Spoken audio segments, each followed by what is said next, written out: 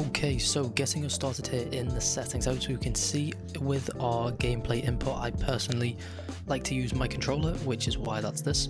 FOV, if you can have this cranked all the way up, I would definitely recommend it just because you can see more of your screen.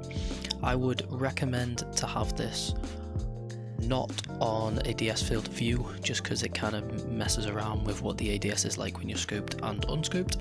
The ADS behavior hold just all personal preference really, which is kind of what all these are.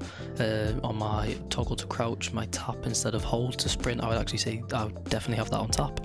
Auto sprint, unless your thumbs get tired, if you're on thingy or your pinky gets tired from pressing shift on keyboard, I would probably say just have that off and just stick with sprinting whenever you would like. It helps you control your movement a lot better. So let's go over to the settings that we are all looking. So I use paddles. Let me grab my controller real quick. I use 2 paddles, as we can see here on the back of my controller. I do use the Xbox Elite original one, and these are mapped to my right stick and my jump with A.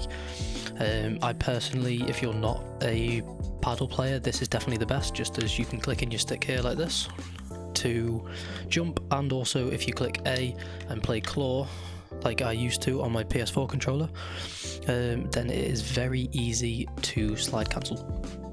Then we have our aim assist. I have it on standard, as the only other one is on disabled, and that is not very good. I would not recommend to drop the strength of the aim assist just because it's not the best if you drop it, as it weakens your aim assist, and that's kind of a no-go. We then have the most important thing. You do not want it on standard.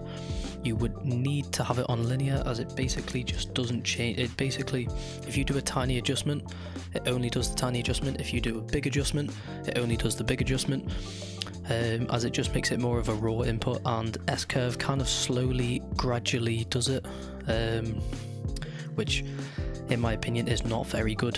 Then we get on to our sensitivity. I just like 45, it's just kind of what I've landed on, with a 1.25, I believe that's the default. Dead zones, do not copy my dead zones, as it all comes down to controller, as different controllers have different levels of stick drift, which, you know, isn't the best. So try play it on 0 or like 1 or something, but I've found that 10 gives me 0 stick drift. All these are kind of default. I don't like to play inverted because I'm not a weirdo. I don't like to flick down to look up and up to look down, and one of those, yeah.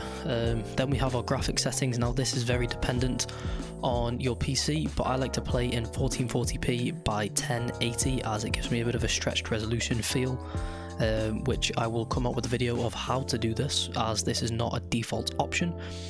144Hz, just my monitor's refresh rate, and if you would like to, I will slowly flick through all of my settings to get a solid 100 FPS on XDefiant. So you can stop that, look through if you would like to, carry on watching if you would like to see the gameplay. If not, please remember to leave a like and subscribe down below, and I will let you enjoy the rest of the content. Kind of just showcasing how good I am on these settings, and please try them out. If not, and you have any recommendations for things that I could change that might make my gameplay better, then leave it down in the comments down below. Peace out guys, I will see you all in the next one.